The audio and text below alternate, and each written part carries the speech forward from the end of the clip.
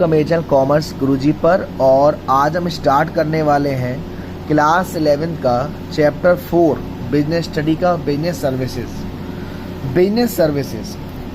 हमने 3 सेक्टर पढ़े थे शुरुआत में, प्राइमरी इंडस्ट्री, सेकेंडरी इंडस्ट्री और टेरिटरी इंडस्ट्री।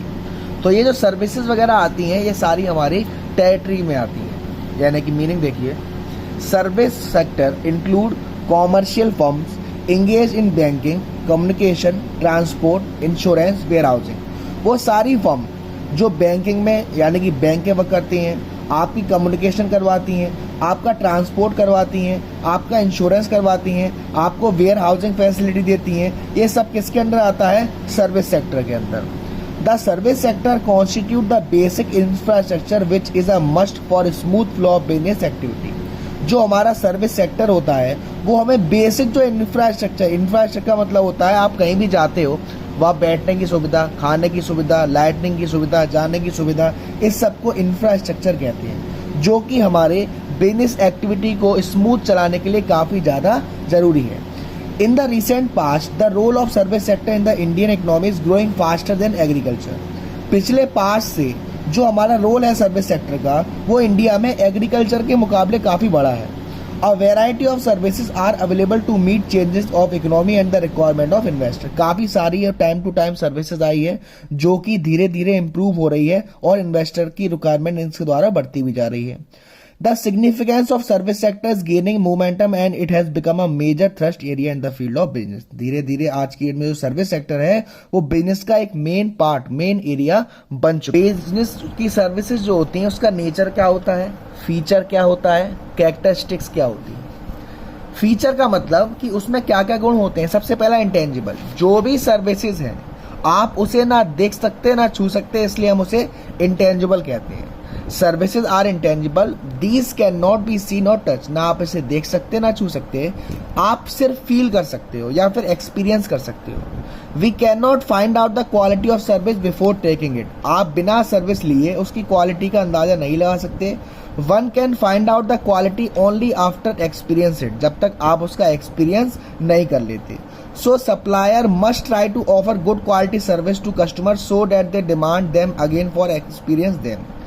तो हमारा जो सप्लायर होता है वो अच्छी क्वालिटी की सर्विस देता है कस्टमर को ताकि वो दोबारा उससे मांग कर सके। दूसरा है लैक ऑफ होमोजेनिटी और inconsistency.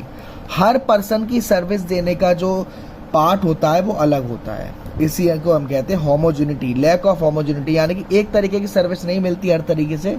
Service have to be perform each time according to the demand and expectation of each customer. Service हमेशा कस्टमर की एक्सपेक्टेशन और डिमांड को देखते हुए परफॉर्म की जाती है।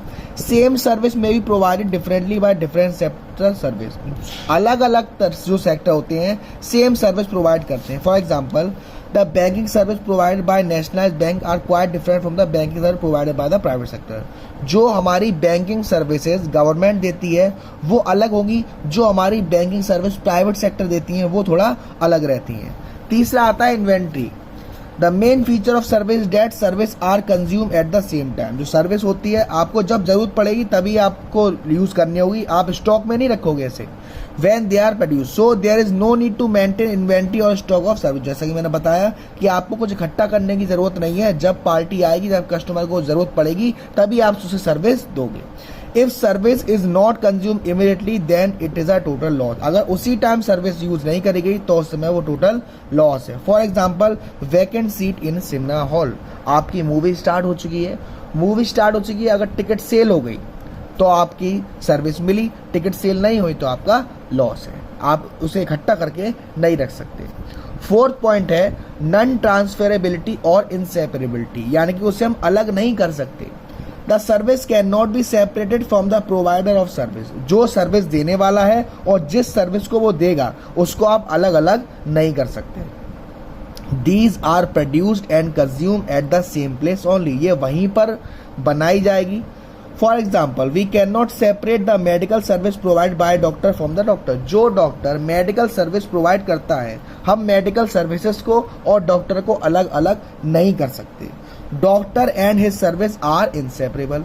ऐसे ही लॉयर, ऐसे ही चार्टर्ड अकाउंटेंट, आप इनको और इनकी सर्विसेज को अलग नहीं कर सकते।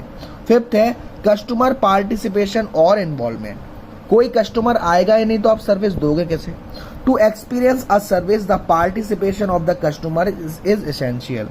सर्विस को एक्सपीरियंस करने के लिए कस्टमर का पार्टिसिपेट लेना बहुत ज़्यादा ज़रूरी है। For example, telephone company provide telephone service, लेकिन अब कोई कॉल रिसीव ही नहीं करेगा या कोई सर्विस कस्टमर लेगा ही नहीं, तो वो पार्टिसिपेशन कैसे होगा? तो ये सारे फीचर है हमारे सर्विसेज के। तो अब मैं एक छोटा सा डिफरेंस और देख लेते हैं सर्विसेज का और गुड्स का। सर्विस इंटेंजिबल है, आप देख नहीं सकते, गुड्स टेंजिबल आप दे सकते हो। इसमें हमें स्टॉक मेंटेन करने की जरूरत नहीं है, इसमें हमें स्टॉक मेंटेन करना पड़ेगा। इसमें हम सर्विसेज को और सर्विस देने वाले को सेपरेट नहीं कर सकते, इसमें कर सकते हैं। It is difficult to standardize and maintain quality, काफ़ी डिफिकल्ट होता है स्टैंडर्ड और उससे क्वालिटी मेंटेन करना, इसमें स्टैंडर्ड कर सकते हैं। ये एक एक्टिविटी प्रोसेस है, ये एक फिजिकल ऑब्जेक्ट है। ये हेट्रोजीनियस, ये होमोजीनियस। ऑनरशिप इसमें ट्रांसफ़र नहीं हो सकती, ऑनरशिप इसमें ट्रांसफ़र हो सकती है। तो आज की वीडियो में इतना ही। क्लास 11 के बिजनेस का चैप्टर 4 हमने स्टार्ट कर दिया है, बिजनेस सर्विसेज। और आपको इससे रिलेटेड कोई डाउट हो तो मुझे कमेंट कर सकते हैं, या मेरा व्हाट्सएप नंबर है 9690105047, वहाँ भी पूछ सकते हैं।